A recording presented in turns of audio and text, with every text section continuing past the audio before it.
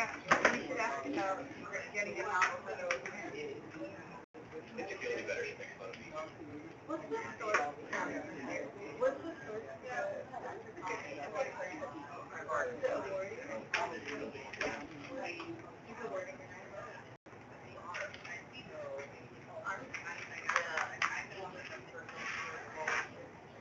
Oh, it's a non-government. I think it's the children over they get that get any anything done. Like that's like all the money. I was like, so then I was like, if that's your over at $500,000, it's nothing. Nothing. Yeah. You're doing it. That doesn't make sense. It doesn't hear me. Where if we want them to get review and report and audit what they're reporting, then we have to get it to be part of the survey.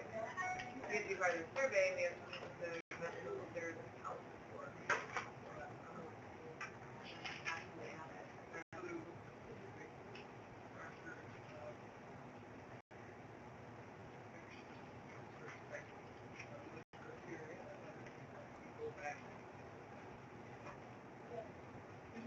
Okay, so in the interest of time, I want to go ahead and get started because we have two dynamic women who are going to be speaking to you today about topics you all asked to have heard about. Before we get started, though, we always start off with our leadership video link. So I guess that's 360, this YouTube link. Can we get that on?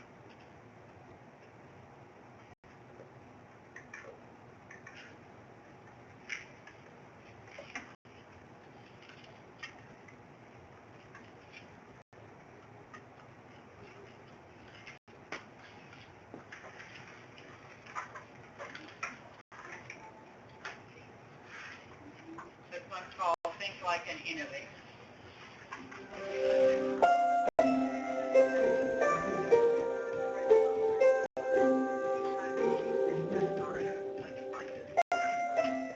Welcome to the ACR IdeaCast from Harvard Business Review.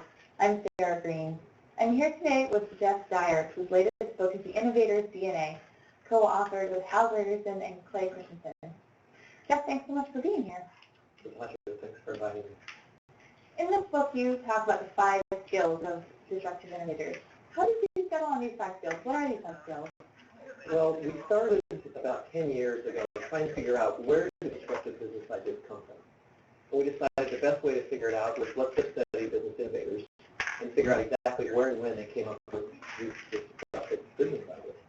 So we talked to dozens of innovators, and we found that one group of them were often asking questions. They were questioners, and they wanted to know a variety of things about a problem, an industry, a company. So, for example, at Peter Thiel and Max Levchin at PayPal, we're asking, how can we be money to other people?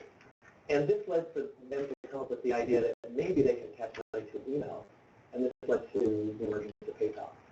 Others were observers. For example, Howard Schultz took a trip to Italy. He began observing espresso bars. He loved the romance, the coffee, and he said, I got to take this back to America. He adapted it, brought it back, and here we have Starbucks. Others were networkers. Michael Zerdis, who started Research in Motion, maker of the BlackBerry, was listening to a fellow talk about how Coke machines could wirelessly tell the distribution center, I'm out of Coke, and I need to be refilled. And he thought, wouldn't it be cool if everybody had like an interactive pager device that could wirelessly send information to others that they wanted to send it to. So networking was the catalyst for the new innovation, the new idea. And finally, others were experimenters. So Michael Dell was an experimenter, taking things apart, putting them back together, especially computers during his high school days. And what he learned as a part of taking them apart and scooping them up and putting them back together is he could do it for 30% less than IBM could provide as an off-the-shelf computer. And so, the Dell direct model was born. So those 4 behaviors, questioning, observing, networking, and experimenting, were behaviors that triggered associational thinking. This is a cognitive skill where we're able to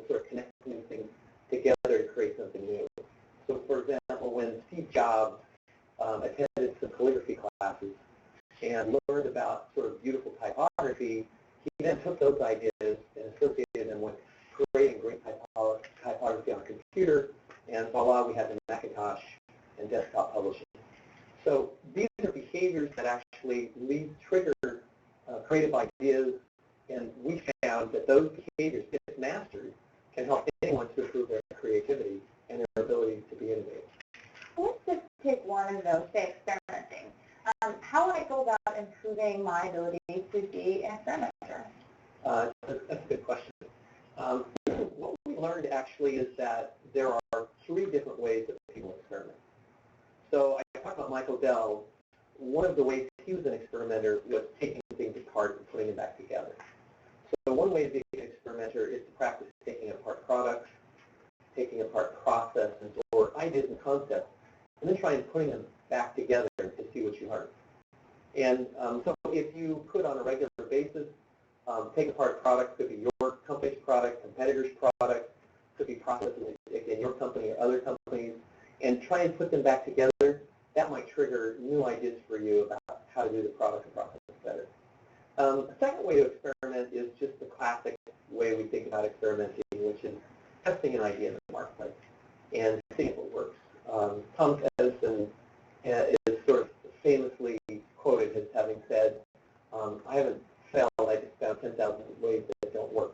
Right? So he just continues to try new things and test the ideas and see what he learns.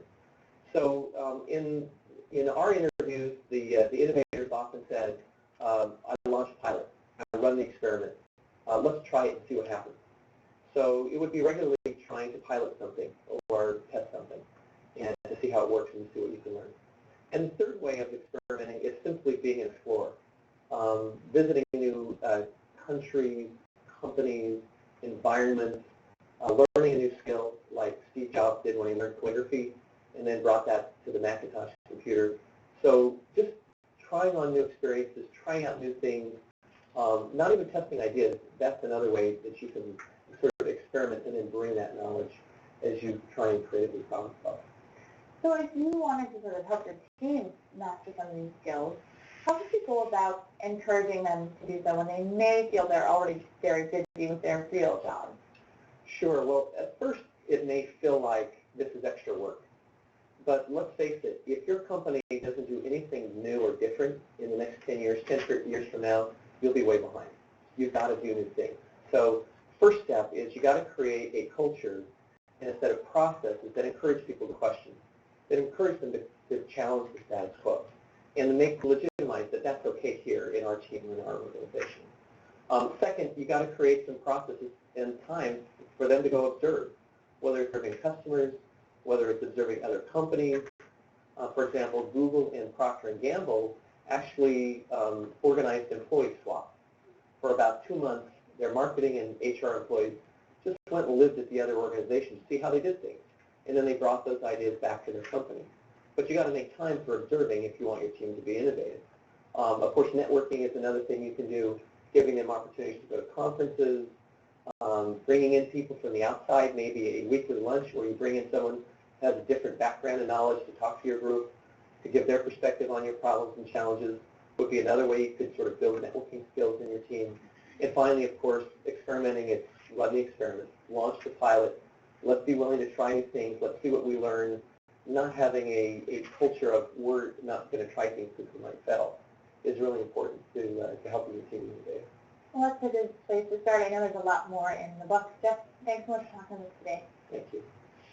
That's Jeff Dyer, and the book is The Innovator's Bank. For more, go to hbr.org. Okay. So, disruptive innovators and disruptive innovative behaviors. Questioning, observing, networking, experimenting, thinking out of the box. A lot of what Dr. Nesbitt has been talking about, creating a culture that challenges us to think differently and do things differently. And as it said there, if we're doing the same thing that we've been doing forever, we'll be behind. And so again, it's for us to make sure that we create the type of environment within the Department of Health to allow us to really and truly become a 21st century public health department, especially the fact that we are in the nation's capital. So, having said that, one of the things that came out of the Go to Action plan the last time we met, and I shared with you all the action items, was the team here at the Department of Health saying they wanted to have a space to be able to communicate, some sort of intranet type of space to share information, documents, etc. Joya was here last time and did a presentation, and we talked about workplace Facebook and the opportunity for the using workplace Facebook within the Department of Health. And I believe you all got an invite from Joya, because before workplace Facebook came out, you all said here you wanted to have an opportunity to talk to each other and share ideas. So we are, my group is a pilot group within the whole Department of Health. And Joya, you want to come up and just give some brief updates on workplace Facebook? So first of all, we need to make sure everybody joins. You do need to upload your profile, which must include a photo, blah, blah, blah, and Joya will give you a little bit of the stats going on behind the scenes so far. Greetings, thank you for having me. I'm Joya Coates from ODIC. Just wanted to ask a quick question. How many of you have joined the Workplace with Squad?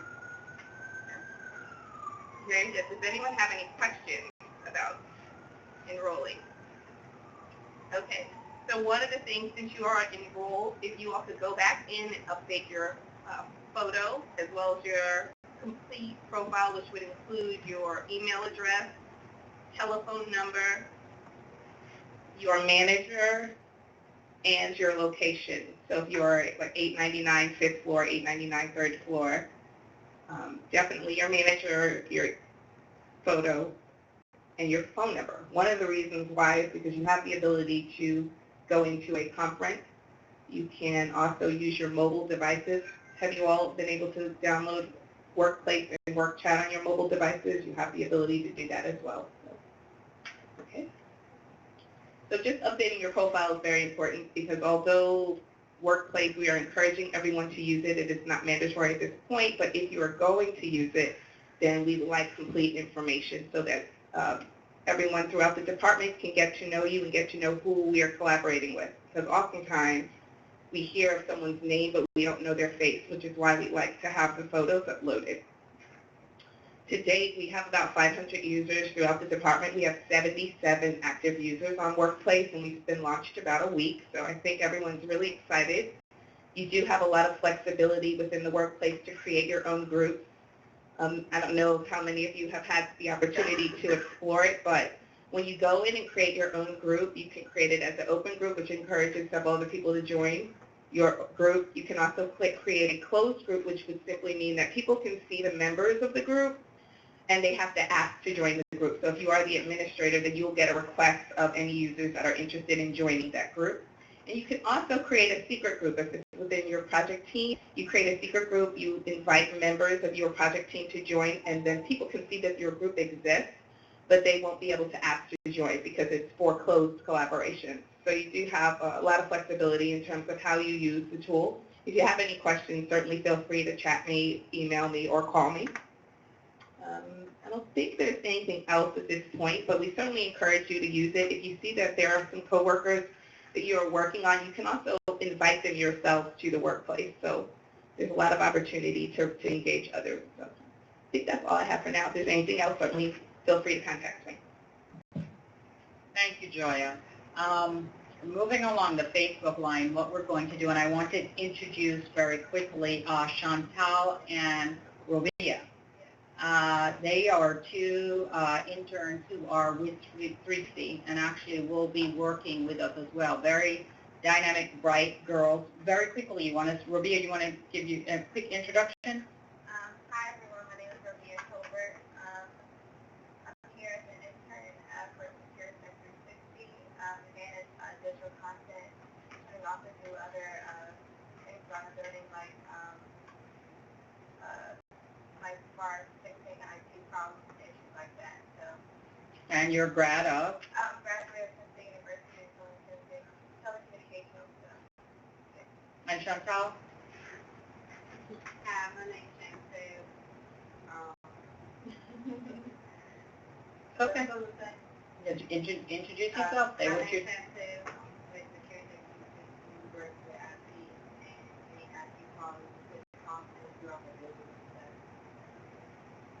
So they're here, and one of the things we're going to go back and do, they've been playing around in Workplace Facebook and going to go back and archive all of our past meetings. So photos that have been taken, the presentations that have been done, etc., will appear in Workplace Facebook in the My Group.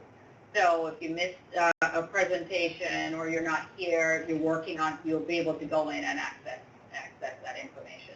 They're also working on the digital signage that you're seeing around the department, so ways that we just keep interfacing with you. Okay? All right. Now we. I think we need to make they've sold themselves a little too short. Okay, good. So they are part of a partnership that we have with UES, where we get kids, young people, sorry, not kids, young people from in DC that go through 2 stages of programs. What is called an employment to work program and apprenticeship program. And when you graduate from the employment to work program that's funded through DOES, some of the top kids, the top kids are selected, and they go into the apprenticeship program. At the end of the apprenticeship program that lasts for a year, these young kids will have certain skill sets, certifications that will move them, give them good paying jobs and prepare them for life ahead. So this is a partnership that we have with DOES. It's sponsored by 360, so she says she's working for 360, she's working with 360. They're the first, they're all female, the first IT apprenticeship group in the district. Typically apprenticeship groups are in the construction field. This is the first apprenticeship group that's in the IT audiovisual arena. So this is the first cohort that we have in here, these young people. And what we plan to do is that we will graduate, they will come to the Department of Health, this will be the platform that they will learn, get their experience, get their certification, no cost to the Department of Health, and then they would go out into fellow district agencies and get employment. So it's beneficial to the young people and it's beneficial to us. So as you see them, make sure to smile with them, give them the support. They're trying to move in the direction that we all are. So that's what that apprenticeship program, that's how it's structured. So every 2 months you see a cohort coming through here with new people as they graduate from that employment to work program and coming to the apprenticeship program. And they provide the support that we need throughout the department for all of these people. So yeah, that's a much more extended version, and yes, they're doing great work. They definitely short sell themselves, but again, it's great to have them be a part of the team. So if you pass them in the halls on the different floors, please encourage them. We all need encouragement, so they've been doing some very good work. I actually have Adrena Dean, who is going to be the first presenter with Budgeting 101. There's something with her presentation that she wants to get pulled up here, so I'm going to ask Clara with Grants Management so to come up. They have yours ready. Are you ready, Clara? I can be ready. I don't mind.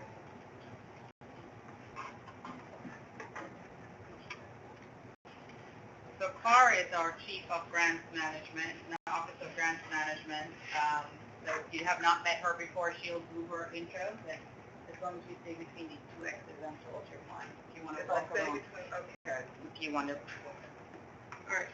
My ADA issues may have me sitting in about 15 minutes, so I'm going to keep my presentation to about 14 minutes. How much time do I have? You have to, don't worry about it. Don't have 45 minutes. Oh, okay. You can share. Then you point. First of all, I'm looking at faces that I know. There are people that I see every day. And at some point, I will ask you to identify yourselves and what kind of work you do with grants management. My name is Clara McLaughlin. Hello, if you already know me. I've been called many names: Chief, Grants Management Supervisory Specialist, Grants Management Development Specialist, and all of those things are true.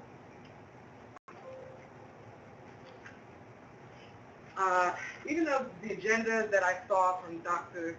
Watson had information about, had me talking about writing, grant monitoring, and evaluation, the more we talked, the more I saw a direction that I think I needed to go in, just to kind of fill in some of the gaps in information about why we do certain things in the health department regarding grants management. So we'll take a quick look at the work in DOH. What's going on? What are all the grants management activities? I would say that there's something going on in every corner, every floor in this building related to grants management. And somebody's thinking about grants management right now. We'll look at the framework for grants management at DOH. Some of this will ring as simple and obvious, but I'm trying to get back to just this direction that I was going in. How do we put principles, just general principles about grants management into practice? I give us a grade. I won't tell that grade. I think I want you to help weigh in. How are we doing with implementing some of these principles and turning them into practices?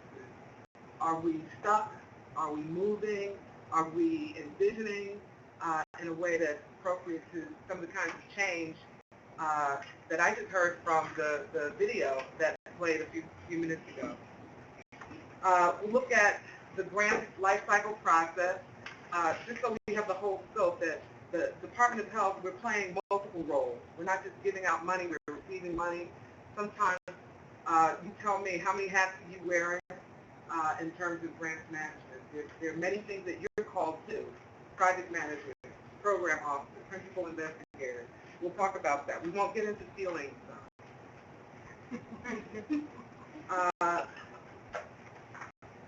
I didn't go into too much on what our grant making authority is. I think I want to have a separate session just on where all of this is coming from. It's not just coming out of Office of Grants Management or the director or Clara's head, but some things are mandated, some things are best practices. And then I'm going to lead by sharing with you some things that are new and changing in grants management. And just because you're here, I want to hit some reminders about grants management that I never get to do outside of a long email. Some of you know those emails. This is what a day looks like. I mean, I got up thinking about 85 staff assigned as program managers, project officers, grant monitors. We got 70 to 80 federal awards. I may have lost count. Maybe there's some that we lost, some that have been supplemented or continued. They're in various phases. Some we're applying for, some we're waiting to find out how we did. We're continuing some, we're closing out. There's supplemental, somebody's always trying to give us more money, and there are tasks in multiple offices related to managing all of these different phases of what we call an award, a federal award. Right now, for FY17, we have 197 sub-grants issued. Some of them are new, some of them continue. But based on what program leads are planning, sometimes the plans are on the calendar, sometimes they're whispered in my ear, sometimes they come to me through telepathy. Somehow I know they're planning something, but I project that there are about 40 awards that will probably be planned on creating in FY17. I won't read the whole list, but we're looking at handling federal funding applications. There's about 5 per quarter. Somehow in July it peaks at sometimes 10 applications to our office manages that. Some of you know this already because you do the work, constantly writing reports, interim reports, uploading data, submitting financial reports, at the same time preparing, using that same hat to plan out of those awards that you receive, and that is creating your RFAs and procurement. Not to mention external deadlines for everybody that wants to know what we're doing. Okay? I said I wouldn't read the whole list, so let's just get it now.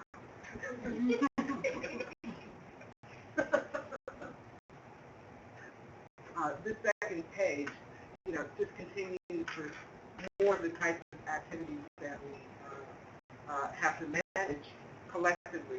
how many of you have been introduced to the enterprise grants management system and you're registered and using it? Okay. The rest of you will at some point. I'll find a way. Right now, you'll know more about the enterprise grants management system when we really anchor into looking at what are our priority changes. The Department of Health can't be the same and do the same with grants management and expect to be in compliance with federal mandates, local mandates, or the innovations that are coming through, best practices, and are filtering down as mandates from our federal grants or agencies. So I can talk all day, but this should give you an idea of what kind of challenges we face, what kind of pain points we're addressing. You see the folks in this, it's not that bad, it's really not that bad. Implementing a vision for grants management built on industry best practices means there's a requirement to know what those best practices are. I think if we're visioning properly, we should know that some of those best practices are going to come from DC. I think we're on the cusp of making that happen. We have complex and inconsistent business processes. This is a complex environment. We have units within units and bureaus. We have documents that people have shown me as templates for, let's say, site visits, and I look at it and they have a nice new name on it, and I say, wow, yeah, I think I did that back in 1996. Okay. So we have some things that are lingering that still work for us, but somehow we need to infuse it with new thinking. So we've also challenged with dispensing funds effectively and efficiently. I'm always asking somebody the question per a grantee, why did you give them all that money and you knew they weren't going to spend it? Okay, hold that thought, we're going to come back to it. Sometimes we don't know what exactly we're tracking. We're lacking real-time visibility into programmatic or fiscal status. I think right now with the Enterprise Grants Management System, it gives us a better set of eyes and ears on what's happening right now. And at some point I can share that data with you. I won't bring it into this forum, but I'll follow up with it. And we deal with too much paper. Okay. Right now, what's your current role in grant management? How many of you are program managers or principal investigators? Okay, so, and I'm seeing folks with a lot of experience. I'm seeing some new faces. Are any of you assigned as project officers to a sub-grant? Okay. Are you the grant writer, the person that they get? Benita, you're going to have to come sit up here. We'll get you some water. Any grant management specialists? Fiscal officers, budget responsible managers, evaluators, data evaluators, data management. Okay. Anybody does QA, QC? All right.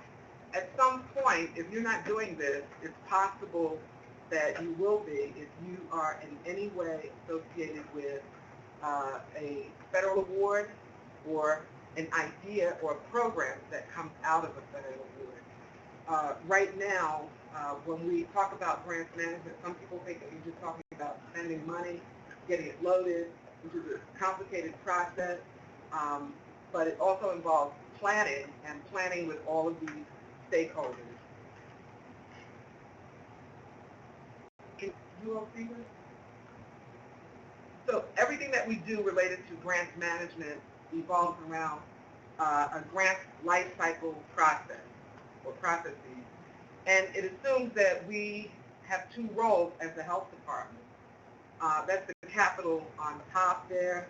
We are prime recipients of federal funds that come in different formats as block grants, meaning we're going to get them anyway, like your maternal and child health block grant. It's at our discretion to use it based on needs that we've identified. And they're discretionary grants. We have to compete for them. We have to show a need and we compete for them. This outlines all the things, all the phases that have to be involved in applying for those funds. First of all, finding the opportunity, locating the opportunity, preparing an application, going through that process, then actually doing the award process, actually getting the award, doing pre-award engagement, and then award management, which is the life of the award, and eventually to close out. We're the ones in the middle there. We also act as a pass-through entity for those federal awards. Some of those federal awards, part of our plan is to engage community partners, so we now have to become stewards of funds that are going to be trickled down to them. That brings on a whole set of other processes. Planning for those grants. We're going to have 5 grants at $10 million each, or 1 grant at $50 million. What wards, what target population, what risk group. And then we have to create a fair, open, and competitive process for them to apply for those funds, and then engage our own responsible review and awarding process, and then implement measures to monitor it appropriately. Any questions so far?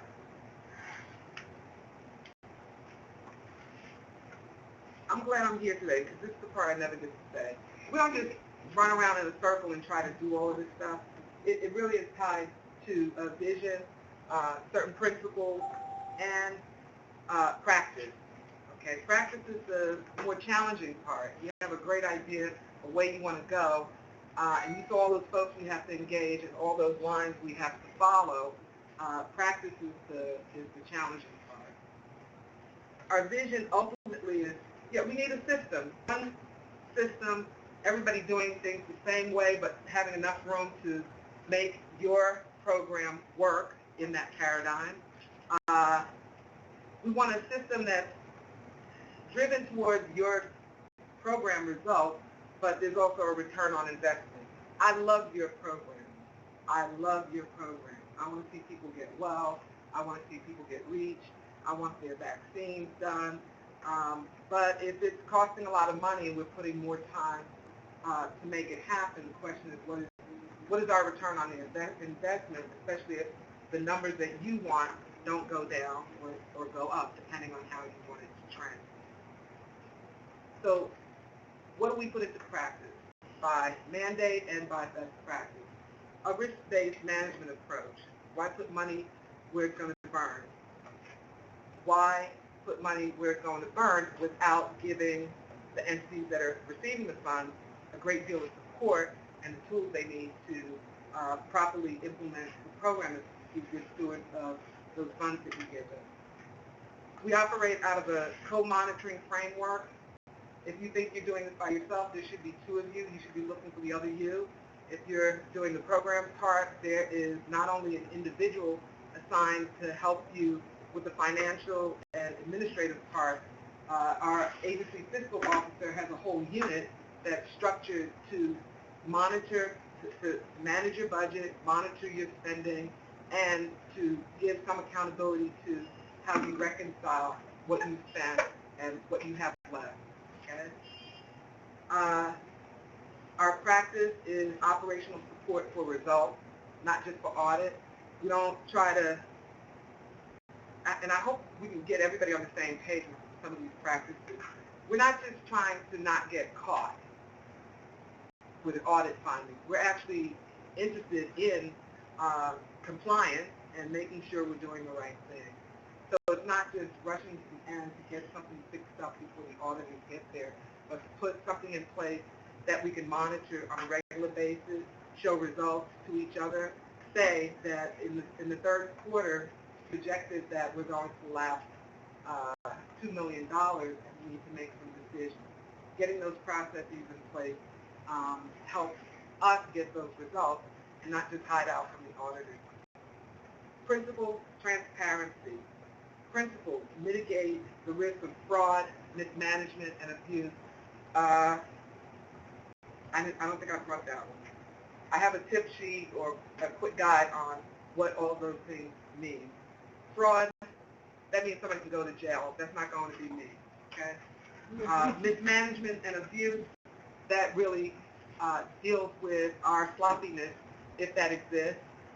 We see something that is broken, or we maybe even deliberately ignore it. You know, we're being monitored. Eyes are in on us on how we mitigate any risk of fraud, mismanagement, and abuse. And out of federal regulations and a move nationally to get a handle on money that's lost, whole units were implemented at the federal level to just watch how agencies and recipients are managing those dollars. Performance-based. We want what we do to be performance-based. I should have put that in gray because right now federal agencies are still trying to figure out what exactly that means. What does my office do? We develop some of the policies and procedures to make sure we're all working from the same rules. The rules that are underscored here are federal and local. We're required to establish a central grants point of contact, that's me for DOH. And DOH is represented on the mayor's, actually the city administrator's Grants Management Advisory Council. There are other groups in the district that we're affiliated with. The Office of Integrity and Oversight. This all of a sudden came up. The question is, why? Why do I have to be in so many meetings? I think in the last 2 years, there's been increased oversight. I mean, I went to the first Grants Management Advisory Council meeting, and I'm assigned to represent the Department of Health, and the first thing on the agenda is the city administrator saying, why did y'all send back $14 million in federal funds? And I wanted to say, that wasn't me. It wasn't me, because our numbers were good. Our target was less than 3%, and we were less than 1%. And so very pleased with some of these things, and there are indicators that some of the things we're doing are helping and bringing together. Okay? You can read this list on your own. I'll make this available to you. Okay, but I'm just backing up one slide. This sums it all up. My office, we standardize policies and procedures. I need to hear from you some more what those pain points are. Technical assistance and training.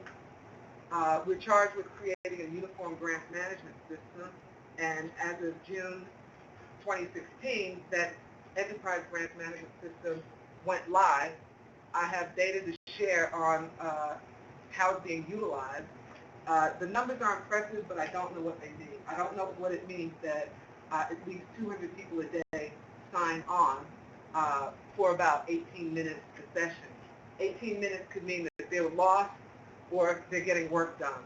But since implementation, you should know that at least 23 million in payment requests have been processed. And the requisite reports, progress reports, have been reviewed in the system through this code management construct. Project officer, grant monitor, everybody having a look. Our office is also charged with compliance management functions. This means developing internal controls, hopefully doing it better, doing it the right way, because there are many components to getting those internal controls in place. I have a one sheet over there that tells you all the things that have to be done to ensure that you have a way of knowing whether you have the best possible plan to predict if something's going to fall through the cracks, identify when something falls through the cracks, and you have a plan and a record of how you fix it. When auditors come in, that's the first thing they ask for, those internal controls. That's just a part of the compliance management function of the agency, and I'd say it's the part that we have to build out a little bit more. I think Keith agrees. We need an internal compliance monitoring unit, and we're already engaged with doing internal audits, but it's on a very limited basis. And we provide operational support to DOH personnel. How's my time?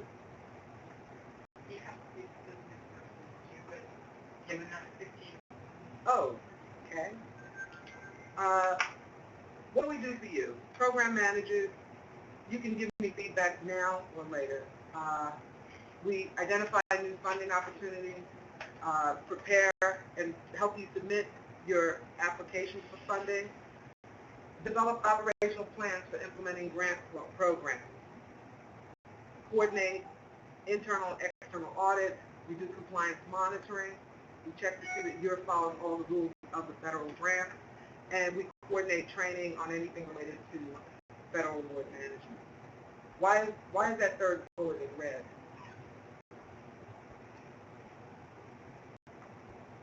Is it red on here?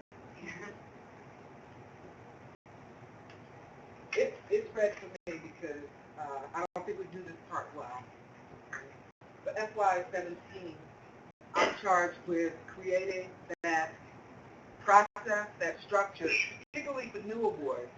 Just picture a $3 million award application was submitted last week. In that, they designed, they put the justification, they know why, the program leads know why it's needed, made the case with our data that supports it.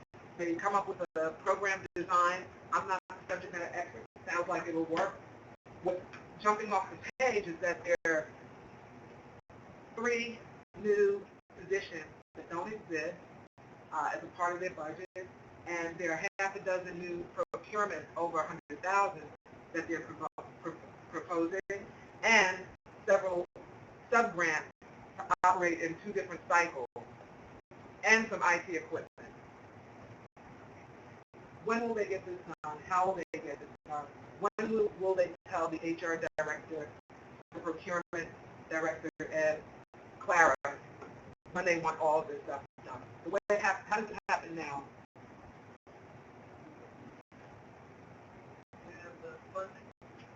When you get the funding, then what happens?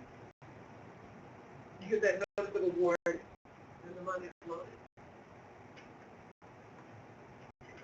You get the notice of award on Monday, and the money's loaded by Friday. No. So what do you do in the meantime? You have to start letting people know what's in your grant. If you haven't projected ahead, if this is a new grant, then all you can do is project and hopefully get ahead of the curve on something, but you can't start doing anything in your grant if you have a notice, because the notice will give you permission from your funder to do any of it. Okay, so we walk this thin line between anti-deficiency. Right. Okay, So we can't obligate funds unless the authorization is there.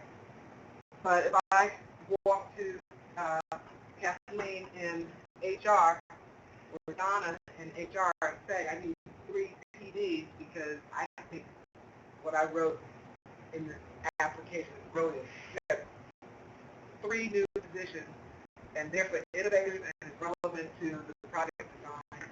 And we have proof in other places that this construct works. I need these positions. Is it okay to start talking to her? To HR? Yeah. You want to find out if there's a PD that's already started. For that, you want to find out what their timeline is. I mean, you want to find out if the door is open now or if it's shut while another organization or another unit is doing a reorg. Okay. What we're finding is that we've done some steps to mitigate the risk of lapse, but we also have to mitigate the risk of carryover funds. I hate carryover funds. Why? We don't know if they're going to be approved. Okay? So the days of, well, I didn't spend the first $500,000. We'll just ask for it at the end of the budget period and wait for their approval. We'll probably get it back. Sometimes that doesn't happen, and your plan has to change. Okay? So the part in red here says it's something we're not doing too well right now. It's something that we have a scope of what the problem is, and we know what results. We just have to operationalize this plan. Even if it means every time you submit an application and it's a new application, within 48 hours of submission, you're mandated to convene an operational group to plan your implementation. Okay, and as we get closer and closer to different post-submission phases, including a revision of your budget, the plan may change. So we need to come together. So we drafted something that Todd's going to re-edit, because I got more stuff to put in there. Awesome. You got to clean it out. Bring it on, Clara. I'll bring it on. Okay. But we need your input. We need buy-in. We need suggestions. And it really can't be from the point of view of what DLH operations needs. It has to be from the point of view of what, on the front end, what kind of support do you need on the front end for your specific plan. Okay. So that's the discussion we're having with program leads in mind. For staff assigned to monitor sub-grants, we're looking at our deliverables. We owe you uniform procedures for competitive solicitation. We need to set and monitor, I'll correct that, monitor requirements for eligibility. Right now, I think we're getting better at making sure that you're engaging eligible clients, eligible sub-grantees, but when they fall off the wagon, I find that some of us run right alongside them, try to pick them back up when the law says that we got to let them go. Okay, if they haven't submitted their single audit report, if they're out of compliance with time and labor distribution, if they have no clear subcontracting policy, and we sit and watch, what are those progressive set of penalties we need to apply before we let them go?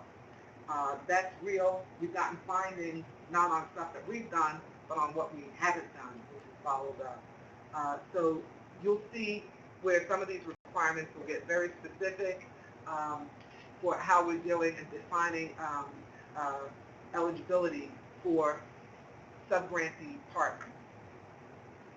Okay. And I'll let you take a look at the rest of this list. But the concern that I get the most, I almost call it a complaint, and it should be, because sometimes it can come across as that. That's good. That just says that the bells are ringing in my ear. I got it. What do we need? Here, always. Standard? Yes. Okay. Yes. Cheerleader, standard operating procedures. Standard operating procedures. Okay. And user guides. Well, we have user guides for EGMS, but. Okay, but the user guides that tell us why we need to do certain things in EGMS, that doesn't. And so you're not too hard on yourself. The 424 document that you guys did to show people how to fill it out is Yes. still very useful. It just needs updating, but it's still quite helpful. Thank You got good Very stuff nice. out there. It just needs to be. you. You have to give lunch with that. I appreciate that. Anything that we put as a toolkit for grant monitors and project officers, it evolves out of what people have said that they need. They even run with the items, say, try this, and it all moves up into a toolkit. What we have to do for FY17 is formalize it and have it move through our new SOP structure and get sign-off. Okay.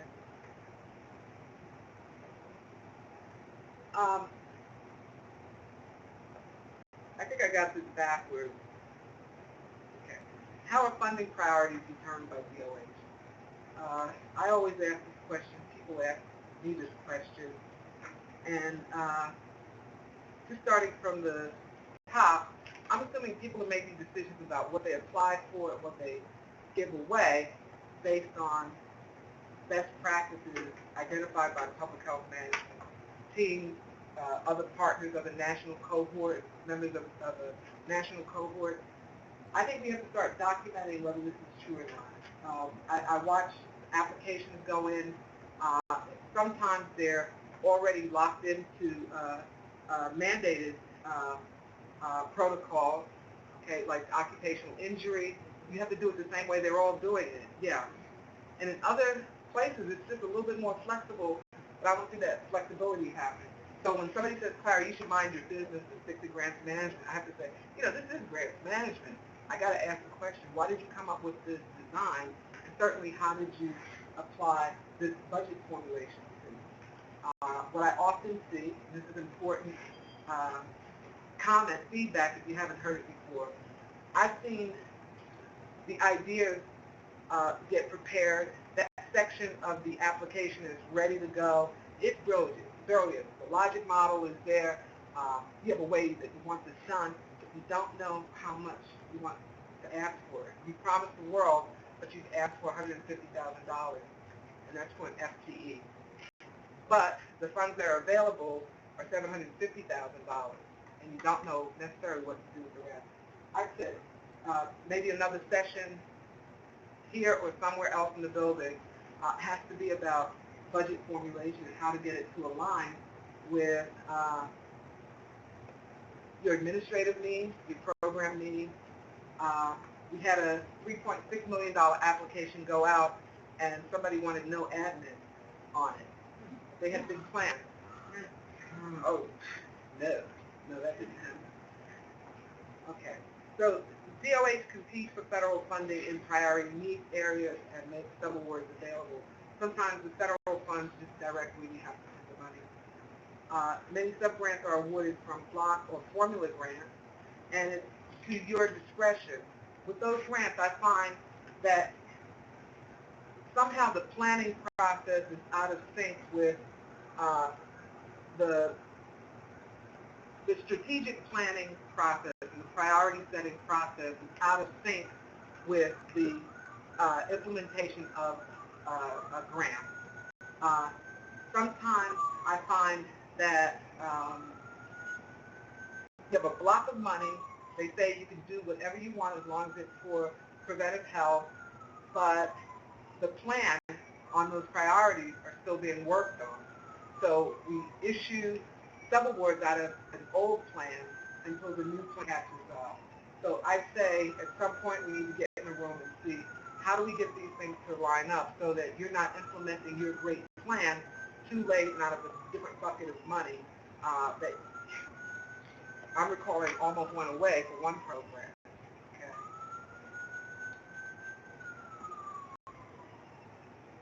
Should I do an RFA or make it sole source? This is a test, by the way. Or, how do you know? It's very difficult to make a sole source. It's hard to argue that it's only one person or entity can do that one thing. Sometimes, okay. Anyone else want to weigh in? How do you know? You want to do an RFA or what your sole source? It would depend on what you want. What your. I think it becomes challenging when This you is come great with flyer. subject matter. Say it again. I think it becomes very challenging when what you're looking for is expertise, versus like a patent product. Does anybody know the rules that dictate whether we do a competitive process versus a sole source? There's no one else who can provide the service. Yeah, I heard funding, I heard service.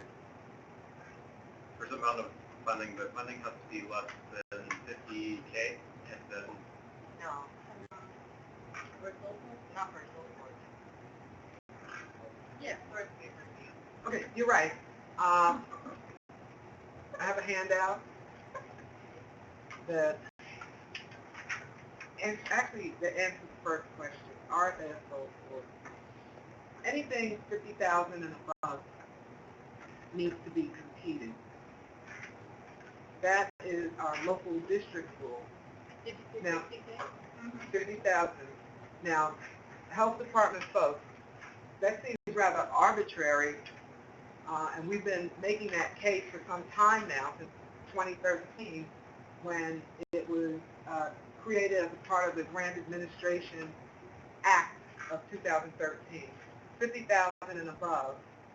In 2015, there was more clarifying language that confused us, but we got general support that the 50,000 limit applies to local and federally funded programs, unless the program that we want to implement for, let's say, 100,000 is already a part of an existing approved plan of a federal grant, meaning the terms of that grant and completing that grant requirement will involve ensuring that this individual sole source provider can continue and at the rate that they are funded.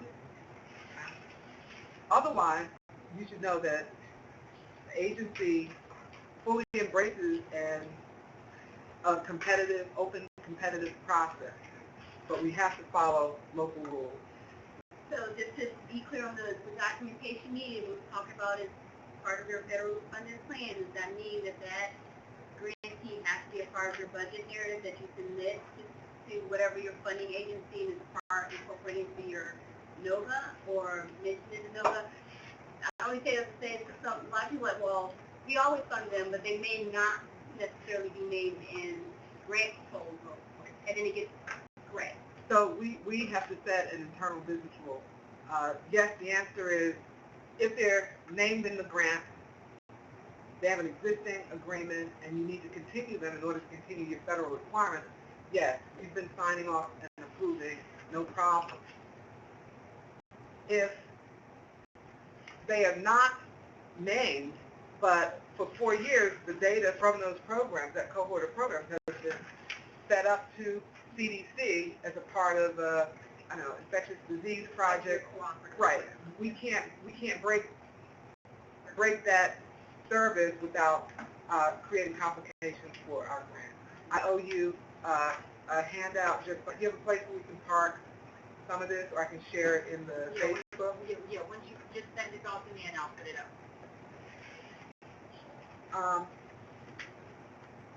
I had my great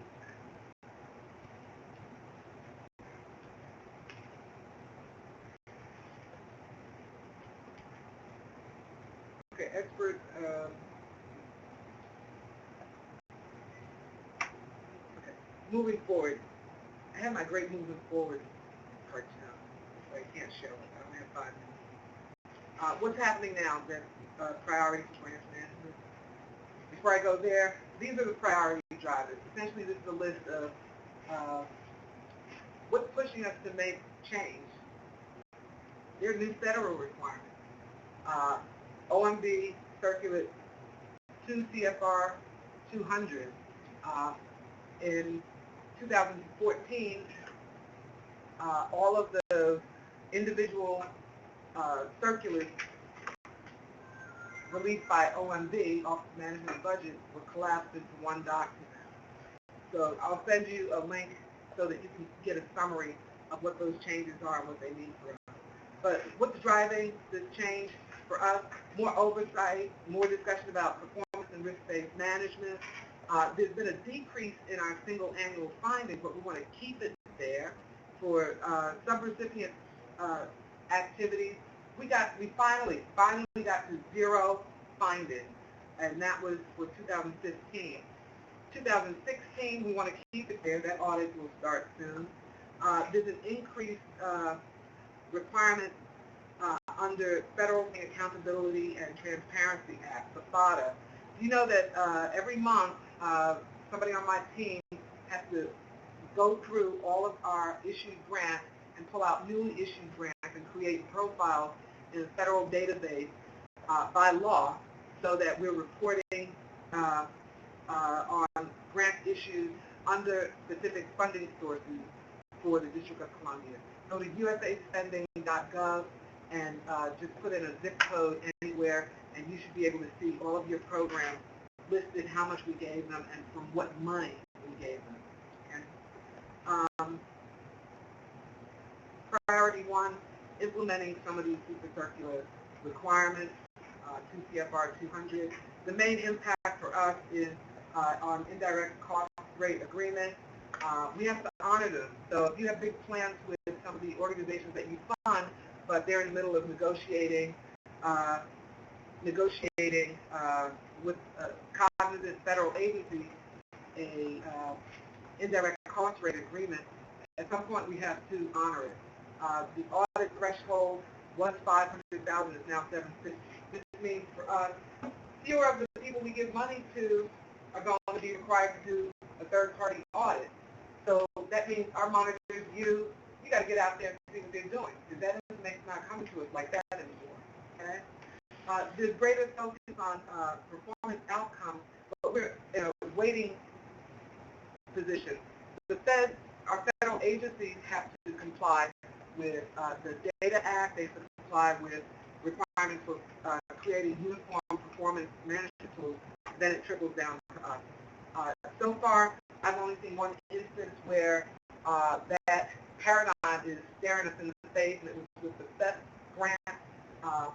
I read their notice of award, and the last page has a chart that shows for all of these capabilities are measured. If you don't do this, we take back that much money. If you don't do this, we take back that much. I've never seen that in any grant that we have so far, but that's a good sign that something's coming. Get hot thinking about it. Another change, more oversight, insight, folks are looking in their activities locally to revise the grant manual, to revise, to create a federal award management handbook. There's a committee. I'm on the committee. There is a training committee. There will be a FY17 grant conference for the district. I don't know yet what that's going to look like. Right now, there's no movement in the Grant Administration Act. Nobody's looking at that $50,000 painful threshold for our program. There is some discussion about how to take what is written as rules and enforce them. Most of the rules don't have an enforcement arm locked into the city structure, but that's coming soon. Priority 3, DOH Enterprise Grants Management. The system is here. It's not going anywhere. It has to get better. We're looking for a second release in February, at least in the first quarter, and it's mostly based on ideas that you brought as internal use. The stuff you want to see there, different buttons or different ways to do this, and we're going to make sure that we try to implement some of that. The federal award implementation planning, Todd and I will work on that SOP so that it's clear. Once you submit an application, we're starting early. We're not waiting for the notice of award. Somebody has to know that you want 10 new people and 5 contracts that we never heard of. Okay? I have a list of reminders, but I'm just going to let folks grab this from your site. And when we talk about things that people forget about grants management, keep in mind you can't just apply for funding on your own. Somebody has to know your boss. The director is the only one that can see the true applicant. There are certain delegations that are written to our protocol. Anti-deficiency Act, you can't write more checks than you can cash, okay? You can't obligate amounts in excess. The most common anti-deficiency issue that comes to me is we want to pay out all the money, Clara. Can they finish the deliverables later? No. That's it. We can do more training on it. This list I can break out as a separate document and send it to everybody for the holiday. Thank you and have a pleasant day. Thank you, Clark. Clark can probably take 1 or 2 questions real quickly, and then we'll have to get Adrina on to do the budgeting 101. So while Ari gets things set up, you can ask the questions, and then we'll get going with Adrina. So we have a grant that we're considering applying with a partner. We just have some questions around like overhead and who should be the primary grant, sub-grant takers, things like that. Who can we talk? Can we reach out to you to talk to you about that? Or? Yes, and you want to talk to Diane Scroggins? You want to send her the funding opportunity number Okay. so we can see exactly what the requirements are. If you're proposing to partner with an agency outside of the health department, somebody has to determine who's the lead and who's going to administer the program, who might be the recipient of inter-district funds. Okay, in that case, you're buying from them some services to support your grant. We're the owners of the grant. What was the last name again? Scroggins. Scroggins. Scroggins.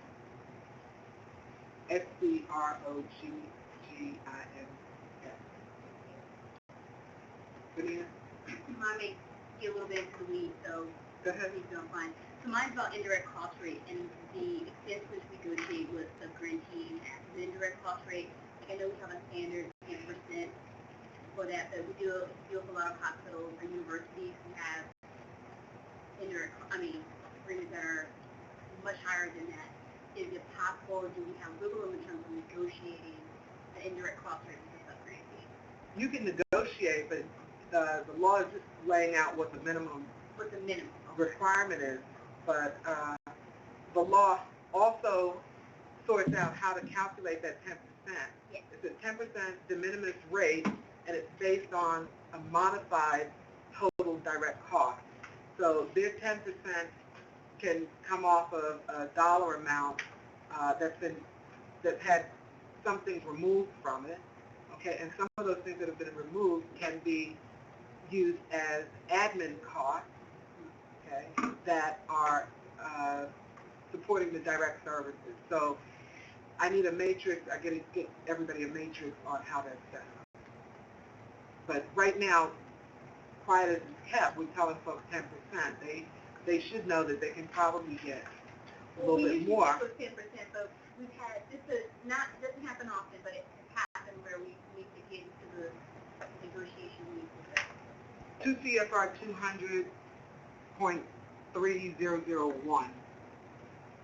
It lays out how the modified total direct cost is calculated, and it's at the advantage of the recipient. That's it. Thank you. Barb.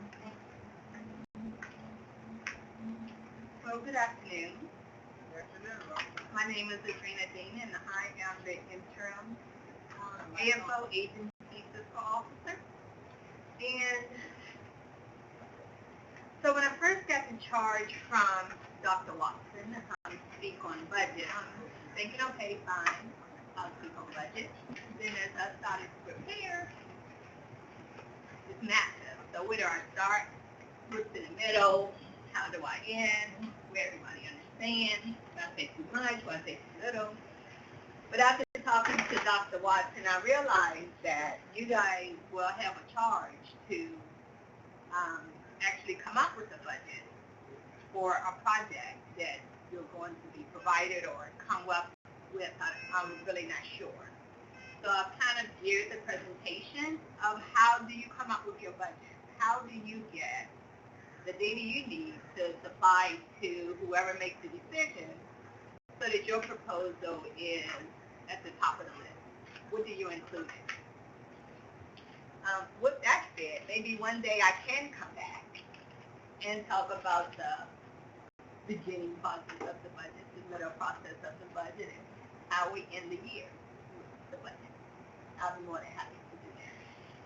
So as we get started, I'm more of an interactive type of person, so I definitely would not be doing all of the talking. I will be asking questions.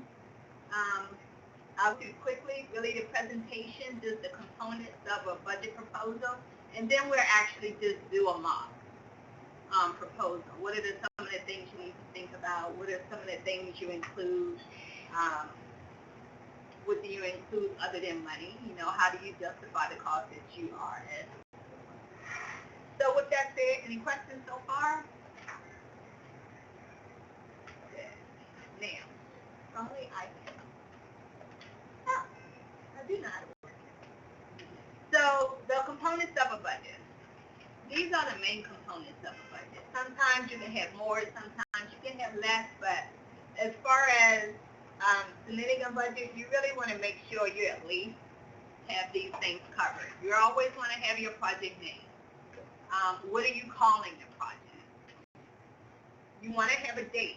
And why is the date important? When you're submitting a budget, what is one reason why the date can be important for that budget submission? That's the question. Anybody? Nobody? So a date is important because when you're doing a budget, you're doing an estimate based off some data that you're receiving at a particular point in time. So what you might estimate today could go up in a month, could go down in a month. So it's important to know what date you are providing this data as the project description. You want to have a detailed description of what your project entails. So you have your project name, but when you talk about your description, you want to be very detailed of what you plan to accomplish with this particular project. As far as your period of performance, how long is this project to last? Is it a year? And by a year, really, I mean 12 months. It can be annual, based off of the calendar year, or it could be annual based off of a fiscal year, or it can be some smaller group of months in between those project periods. The most important part of your budget really are your cost estimates. What are the different types of categories you include in your cost estimate? And then you always want to have just a quick summary page of all of the detail that you're providing. So there were, I know, a few people that were involved in grant management, grant writing, that type of thing, but are you guys involved in creating the budget process of the grant as well? So you'll be familiar kind of with a lot of these components because it will work the same for a grant. Any others? So I hope that Bonita is not the one answering all of the questions. Okay, so let's just quickly go through project description. It's just a general overview of the project. What is your project and why is it important? If you're submitting a proposal to someone to have them fund it, you want them to like it. You want them to understand why it's important. You want it to coincide of what they might believe is important. So I would, this piece here is very important. You want to be very descriptive of what your project is and what the specific outcome would be. Your period of performance. Again, what period of performance does the proposal cover? And it could be really multiple years, a month or two, a week, a day, whatever that project is. Okay, so your cost estimate. Your direct labor. Does anyone have any idea of what the direct labor is? Then we'll come to Bonita. All right, direct labor.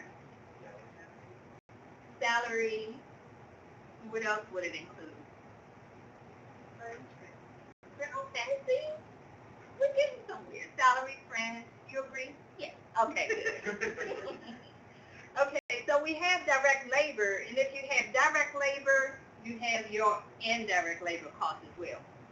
So the other categories will fall into your indirect category. Your equipment and materials. What do you need to get the project done? Is it a computer, pens and pencils, whatever the case may be? How are you going to get there? Does it require you to get to a particular location? Do you need to travel? Are there meetings you might need to get to deliver your project? Do you have to actually go to a certain location? And if you do, how are you going to get there? Are you going to come out of pocket, rent a car, take the train, come out of pocket and pay for it? You want to include those type of things in your budget. And then again, you also want to have that cost summary at the end. So at this point, quickly went through that, but before we get into the actual meat and work and come up with a budget together, are there any questions? Yes. I know this is for like a project budget, but if would you also suggest having a line item specific for contracting consultants? Or is that just because we work so much with federal grants that that's not an thing? No, in your case, definitely. We do break out the contracts, and not just in total, really breaking out specifically what type of contracts that you need. So for a grant purpose, definitely for sure you should have that. Even for something like this, you might want to have it. Maybe you have the idea, but you're not going to be the one doing the work. So that could be something that can be added in for this as well. Any other questions? Okay. Then let's go ahead and do a mock.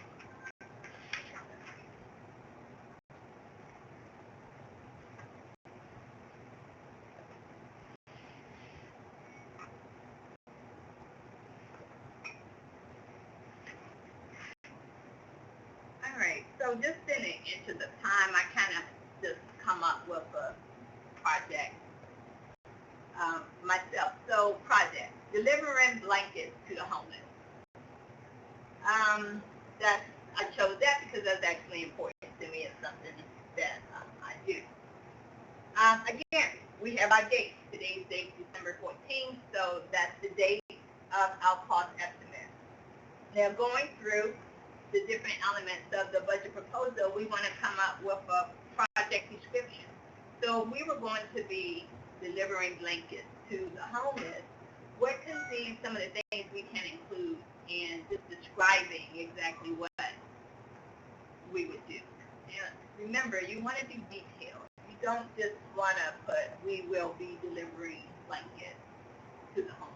Like, is there a certain group? Is it for kids? Is it for adults? Is it for a certain location, a certain area, a certain ward? Those things like that. That type of information you want to make sure you put into your project description. In the interest of time, we don't really have to come up with that right now. The period of performance, when you're talking about delivering blankets to the homeless, maybe that's not a full year because they don't need blankets during the summer, right? So you might want to cut it for a certain month out of the year. I don't know, maybe it's October to December, maybe it's September through February, that type of thing. But that's where you will put your performance in. Now, based off of your performance, that would actually drive your cost, right? Because if it costs a month to deliver the blankets and you want to do it for 3 months, then you have to make sure that your budget is covering that entire period of performance. Everybody with me so far? Yes? Okay, so let's go through it. When we are delivering blankets, are there any direct labor involved? Like, are people involved with delivering blankets to the homeless?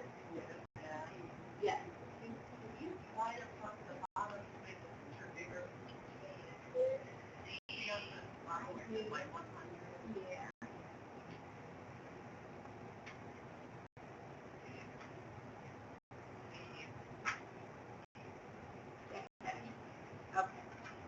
Okay, so direct labor. Yes, we're going to have people because the blankets can't deliver themselves, right?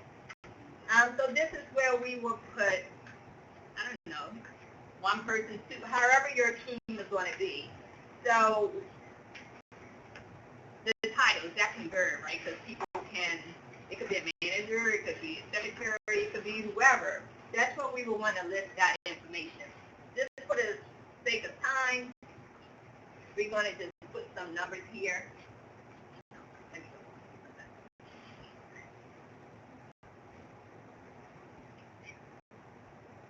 Now, one column that I don't, maybe I should add, because it really doesn't take a full-time person 80 hours a week for, how many days, 350 days in a year, right, to So you want to actually project the percentage. So you have a person's salary, you pay that salary for the year, but how much would be contributed just for this particular project? So here should actually be a column.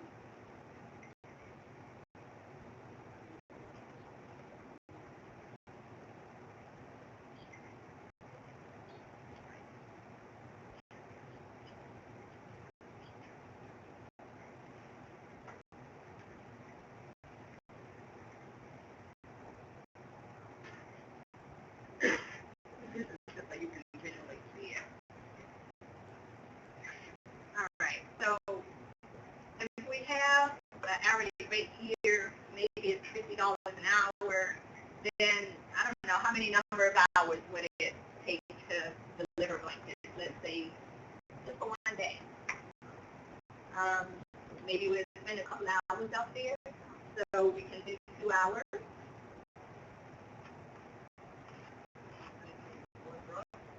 I'm sorry.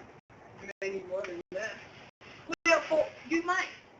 And that's what, we would have to figure out. This is for one day. You might not want to do it just for one day. So you might do 2 hours over a 3-day period a week, or 2 hours a month, or if you want to do it on an annual basis, a number of hours, maybe you spend 20 hours a year on that particular project. So you can kind of base it. It's good to have footnotes too. So if you're doing it just for your project period, you can make notes, just cover the project period. Or if you're doing it, say, per month, I would have a note there too. Because in this calculation here, this calculation would be all that you need. So it wouldn't just be for that week or that month or however. It would be for that total period of performance. So I like to just really do it for that period of performance. Yeah. This is a technical question because sometimes I see, but it's similar to from our subgrantee. How would you treat volunteers? Like if you're giving volunteers a stipend, would you consider that, would that be considered direct labor, or would that go under a different cost category? I don't have flexibility in how they want to treat it. I think there's probably some flexibility. If it's not a direct cost to me, I would maybe give it another category. It could be comp time or, whatever the case may be. But maybe I'll put that in miscellaneous or something like that. But I don't know if I would actually put it as a... It's more for like literally an FTE, not necessarily. Yeah. So just use an example. If we have an hourly rate of 50, we're doing 2 hours for, well, let's increase it because we want to do it for the project period. So let's say we're going to spend 20 hours.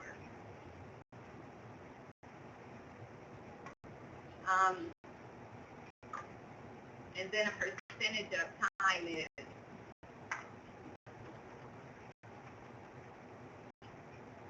I don't know. So what will we come up with? Let's say maybe 10% of the time will be spent on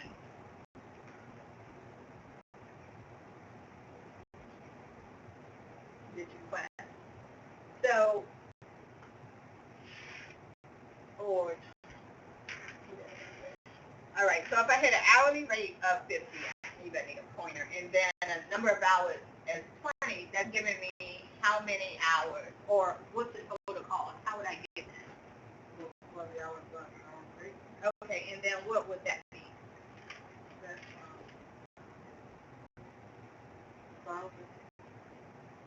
So then if our total cost is 1,000, and then maybe we don't need, because this will kind of be duplicating, we might not need the percentage of time because we already said it's 20 hours. So for this, we could just take the 50 times the 20, and then our total requested cost for that would be then the 1,000.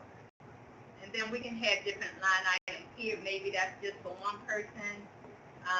We have a secretary, maybe that's a little less, and hers will come up to 500. Maybe we have an intern, they want to come along, maybe theirs is just 100. And then what we do is just total this particular cost category. here. You always want to have a total.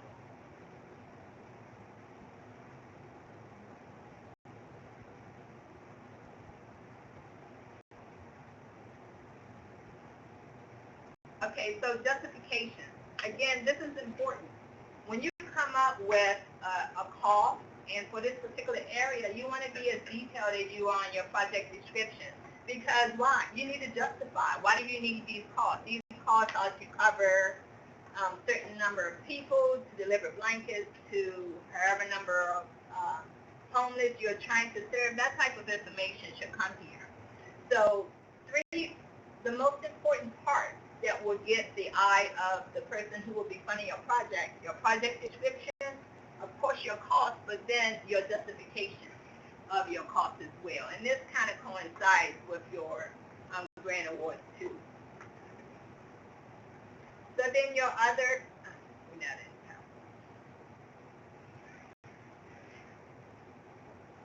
so when you are thinking about your equipment and you're delivering blankets to the homeless, would you need certain equipment to help you in that? Sure, the blanket. Well, you definitely would need the blanket. Yeah, right. Blanket. And vehicle or, right, some type of dollar.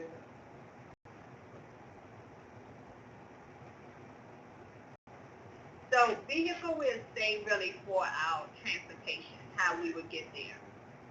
Any other type of? Yes. I would probably put one of them. Right. See, I came up with some things just in case, and you guys are coming up with some. So hand warmers, hand feet.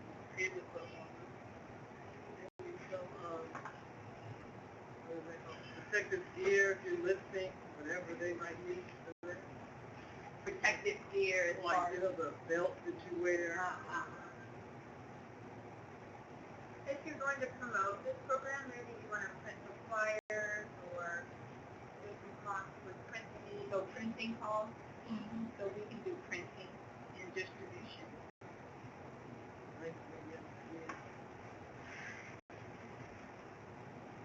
So that's the type, I'm sorry, what did you say? I was just saying, because the blankets may be on skids. Yeah, lift them up, that's true. So this is the type of brainstorming that you have to do as you prepare a budget for whatever project that you're going to be presenting.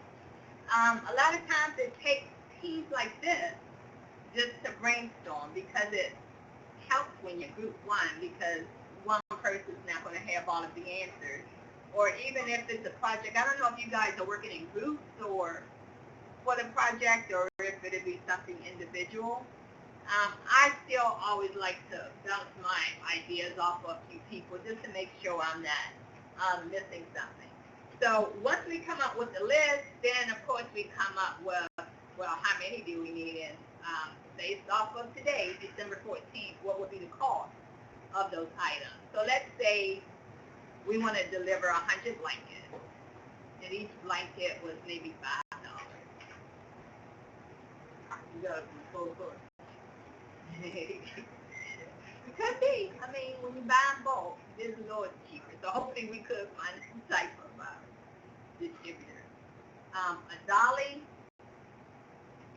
I would say maybe one, but then the other thing is, this is not really a long-term project, right? So if we needed a dolly, do we need to purchase one, or maybe we can borrow for a time period? So, you know, that type of cost that we want to think about too. For now, we want to keep it in.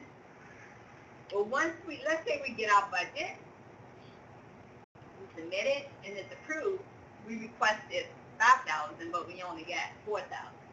Those are areas you can cut. So you can say, okay, well, maybe I don't need to purchase a dolly.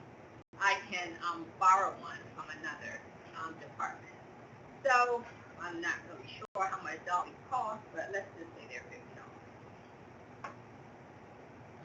$50. Hand warmers, I don't know, we have a number of volunteers. Maybe we need a good 20 or so. Might have to use more than one in a day. Let's say they're $1.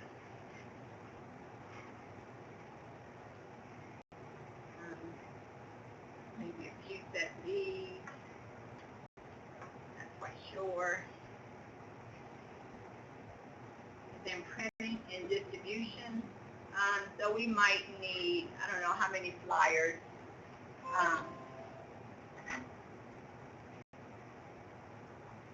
We want to get the word out, so maybe 100. Maybe it costs 10 cents to print, 5 cents.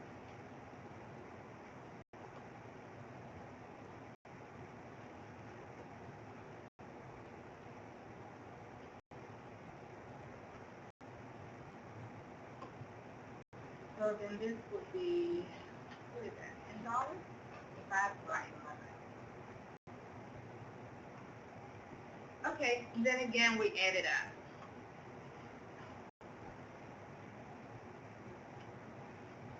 I did real quick, but then again we will have detailed justification of what we're ordering and why. That will go in the area next to it. So then travel and expenses. We said how we're going to get there. So we mentioned a car. We need a car. We need a truck. We need something. So maybe we have to rent a truck.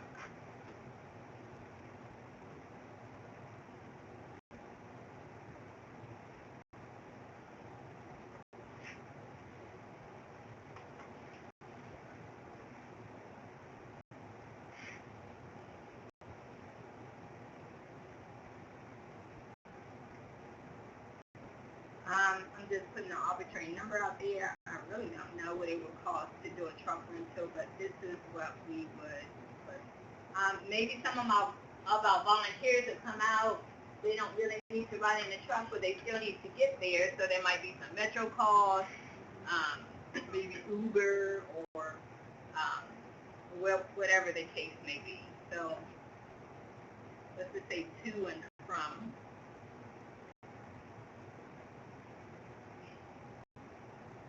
Just say we would take metro. And then, you know, maybe we have a budget of $20 for that. For a metro. Who is metro? Multiple people. Life of a project. We're talking 3 to 4 months of having to get on and off of the metro. Would you treat gas and mileage as a completely separate line item in something like this, or would you wrap it up into? No, I would probably have, just to keep your cost itemized. For this, I probably would have that.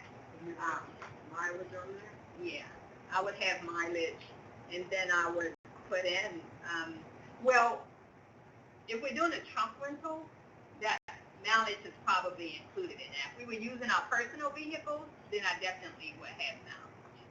So for this, I would probably have gas, because if we're doing a rental, you got to have things for when you return it, that type of thing. So I would include gas there.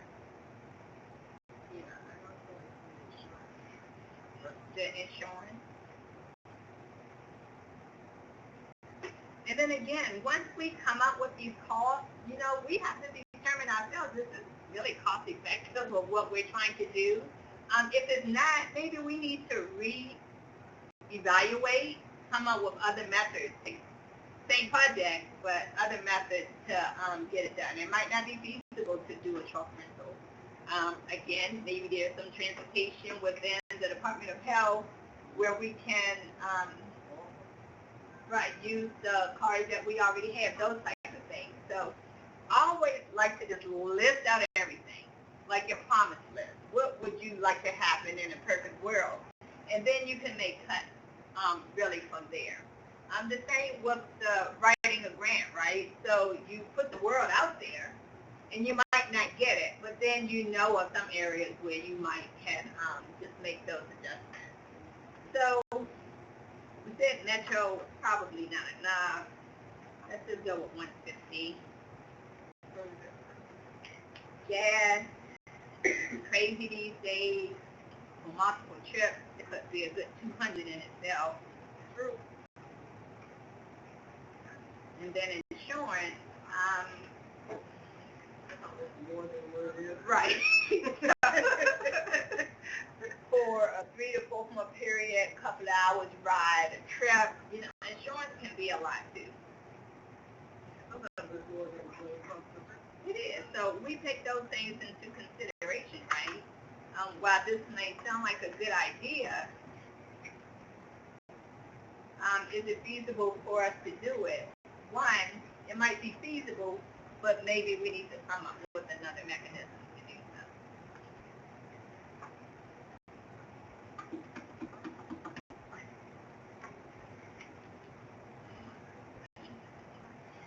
All right, get this done real quick.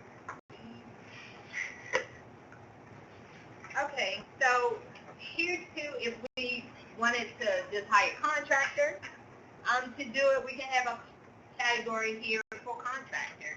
And, you know, we can work on contacting some contractors to get some estimates of how much they think it will cost, and then we would just put that in our proposal too. Because maybe it is more feasible to let someone else do it than for us to have to rent a truck, Metro, and things like that. And then here, we're just putting in our estimates from each of the categories above. And again, it's always good just to have a summary for a quick view so that people, whoever's reviewing this proposal, can kind of just have a quick glance of what your costs are. So you want to detail it out, but then you want to also have a summary of everything. And then that total would actually just go here. So the things that I really just wanted to point out, when you're submitting a budget, the 3 most important things, or what are some of the important things of a budget proposal? You want to have what? The cost, important, I mean, right. So the description of your project, very detailed, so that whoever's funding your item or your project will be very clear on what you're trying to do. You definitely need to cost, because that's the whole purpose, and then your justification for each of those costs as well. It seems very simple, but when you actually have to work to put it together, it does take some brainstorming, right? Because one thing you want to do is to make sure that you have everything covered. You don't want to leave anything out, because once you're giving your budget is your budget. You still have to get the project delivered, but you might not have enough funds now to do so. So it's important to make sure that you get your estimate. I always like to go high versus go low, just to make sure that you're covered. So a good estimate is definitely the grounds of getting your project approved or not approved. Good estimate and a good justification. So, I don't know, Dr. Watson, are the projects already out there? No, they have to see projects. Okay, Page presentation. right. So when you come up with your project, this in the back of your mind, think how you want to justify the cost associated with that project. That might determine what you choose or not choose to submit. Any questions? No questions? Okay. Well, No questions for Jean? I have a question, but it's not specific to the proposal, but some grant related. So okay. I'm ready. Okay, so this is something that comes up in our grant a lot. You know, when you're doing your budget projection for your FTE, and so we know in the district, we have to tether it to what their salary is today, because you guys check it. But we know they're going to get if our project here called the fiscal year, and we know there's going to be an increase in either cost of living or step increase. It's always kind of frustrating because we want to add that into our budget, but then technically, how do we, what's the best way of addressing? Well, it depends on what project period, again, that grant is for. If it's for, so if you're doing an application now, let's say for FY18, we really should be including a salary for FY18, not the current salary. And those are the types of things that we would actually look at. When we get the application, we will go back to our budget schedule for that particular position. What did we include in formulation? Because we have to make sure that your application covers the amount that we say the salary is. So it should. So if you put in a certain number and then someone from my team is coming back and saying, no, it should be this, it could be something maybe they missed. So I think I have to say, push back if you need to, and maybe they need to, or I need to reevaluate with the comments. But yes, we should. It should cover that. It should cover whatever the cost is for that particular period. And we run into that all the time because a lot of the times the grants call free. So it's like, well, what do you use? Do you use FY17, FY18? And again, I always like to go high. Okay. So to make sure that you cover. And then you have to change in your benefit rate, which one do you use? So it does become a little confusing. Yeah, but our Bible is our budget schedule. So we will go back and refer back to the values that we actually included in the formulation. Any other questions for Adrena or for Barb?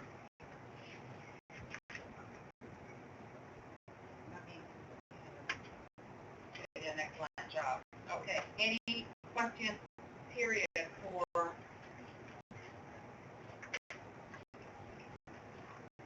where we're going next?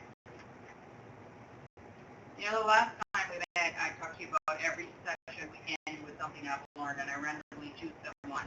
So I'll let somebody volunteer before we get to that. I want to talk to you about January and 2017. So as you know, we're all ready for gearing up for inauguration. And you know that there's going to be a lot going out. There's going to be leave restrictions. So you'll expect to get something in your inbox very shortly by close of business today. There's leave restriction. I think it's from the 16th to the 21st or something. If time had already been approved and put in, that's different. But it's all hands on deck as stated by the director. So just want to make sure everybody is aware of that. There's also ELO training taking place. So emergency liaison officers all need to be, as many as possible, we want to make sure are trained within the Department of Health. So hopefully those of you who are not yet ELO officers, you will sign up for the training as soon as you receive it.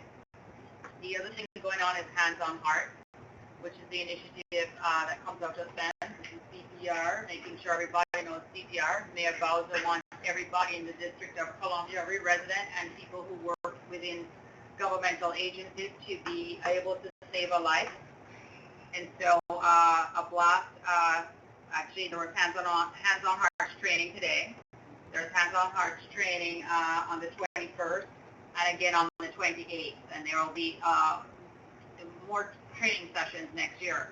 Our goal in the department is to make sure we have half of our workforce Hands on Hearts trained by inauguration and 100% of the workforce trained by Valentine's Day. And some people will say, oh, I've already done CPR. We have to make sure that you're not close to expiration. So if you're within 60 to 90 days of expiration of your card, we want you to go ahead and for the Hands on Hearts training and get it done. Always good to know that. And, we're coming around to the holidays. Lastly, AEDs, those devices, I think they're hidden on various floors, and we have to get the Pepper to dust those off and bring those back up. So those shock should, God forbid, that happen to anybody in here. But we want to make sure that it's important for us to all be aware of where these devices are and be familiar with how to use them. So in hands-on heart training, they actually do give you some exposure to the AEDs as well, okay? Because like everything else, those things get put on the shelf, we don't know where it is, and that every second counts if someone has an event within the department, and we know it can, potentially may not be one of us, but it could be someone visiting, the department. So we want to make sure that, especially as the Department of Health, as many of us are trained as people to save a life. Okay? In January, there's a presentation, and I believe whose group was it? Delmar, and I don't see them in the room here. You are part of that group. So you're all right, you're ready, right? Yeah. And so you want to say anything about it, or you want to talk? No, so it's a top secret. You're kicking off 2017. Okay. So we had changed the dates. I think we're the 25th of January, isn't it? So unless you are told otherwise, we always meet in the head. Okay? So this has been reserved as our space. The other time we didn't meet here was because of a lot of the wiring and connections they're trying to do in order to get ready to bring the heck up to speed, especially for inauguration. So we are always here. I've told you all, mark your calendars as you're supposed to for the third Wednesday of every month, unless we said something different. So you need to go into Outlook and do that. January is supposed to be stress management and I'm hoping that someone can come in. So again, we're going through the topics that you all selected as things you wanted to hear about. So figure out, after inauguration, we'll probably all be very stressed, and it will be very good. Hopefully we can get a good person to come in and do some stress management for us, and then we will be ready to hear our team do their first case presentation. Hopefully the budget information on budget was useful, and why I would like to have people from the Department of Health. We have our own subject matter experts within the Department of Health. And a lot of times we're always looking outside or going online or doing all of this stuff, and we have people here who are brilliant and can assist us. So you know who Adrena is now. You can go knock on Adrena's door and say, hey, can you explain this to me, etc. You also have your ASM, your various floors. So again, as you put stuff together, you want to make sure that you actually are vetting it. As Adrena says, she bounces it off a couple people. So not only your team members, go bounce it off Adrena and say, does this seem sound? You also have to make sure legal says what you're doing is sound, right? So again, you want to make sure you're going through all those steps and flipping back to the criteria that we had outlined in the beginning of our orientation. As I mentioned earlier, we will go, and Chantel will be helping me, and upload everything into the My Work Facebook space. So by next week, go back in. Okay, so everything should be located there that we've done here, the orientation, presentation, anything that we can grab and actually actively upload will be in that space, and you can go back and use it.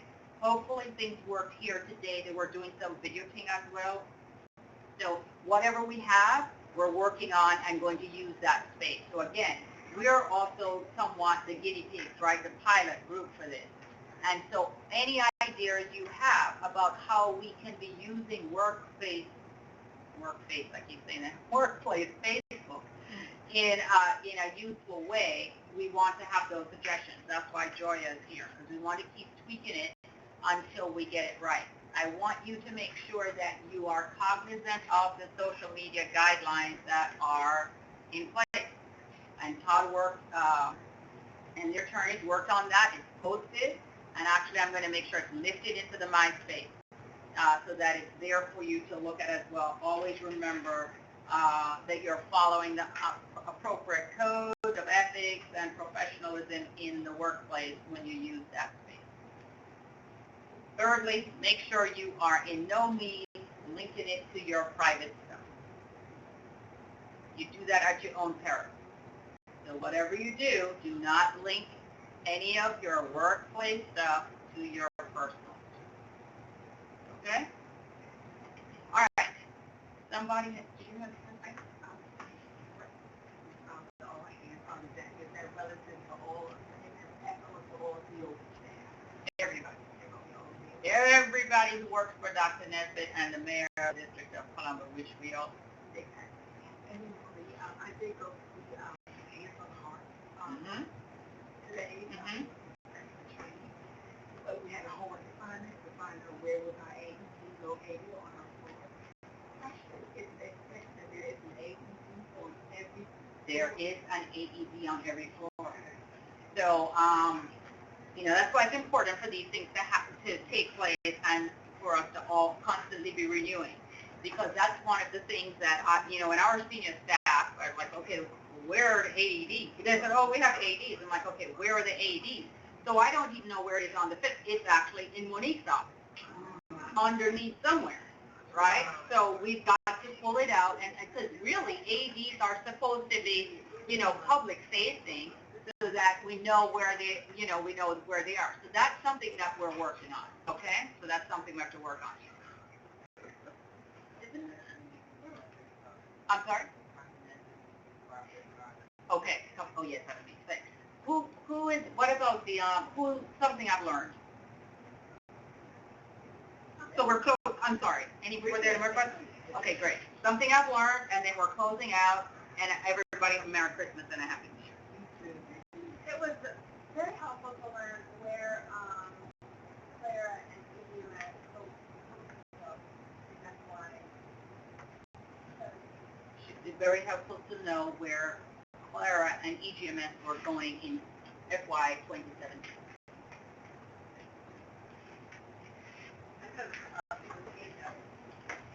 Already looked at. So that, which handout? I'm sorry, it's the grants versus the contract. Okay, the grant versus. Very clear. Okay, great. And the video at the beginning. Think like an innovator. Yeah. Disruptive innovator. Clone. Yeah. That's a good one. Just keep thinking about, that's what we have to keep forcing ourselves to do, because we always get into this space of complacency. Always easy, but we always have to really actively be thinking about how to do things different, to question, to network, to experiment. And it's really interesting when he tied it to the people that we know. I mean, when you hear about Starbucks, you talk about all these various companies and how they actually arrive at these brilliant things that we are now using in every day by questioning and challenging what the status quo was, pulling it apart. And then also what you recognize is as you're building a team, you need different types of people on that team, right? You don't want all questioners, you do not. You don't want all experimenters, right? So you want to make sure you build a diverse team of people, and then that's what makes the innovation happen. All right. So there are lots of holiday parties. We have our holiday dessert social on December 20th. So we'll see you there. Come up and in the director's office, and that's the last day of our One Fund. So again, that's my little nudge. But please keep giving. We've been doing good, and we'll make our goal. Okay. Thank you all very much. And thank you, 360. The sign, Dr. Levinson, you have the sign-in sheet, correct? Yes, I do. I'm going to roll my sheet. I have to roll you. All right. Yes, can you bring that to my office? Yeah. Yes.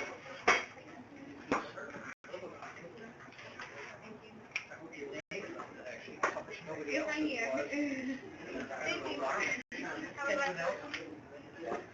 Is your name on it?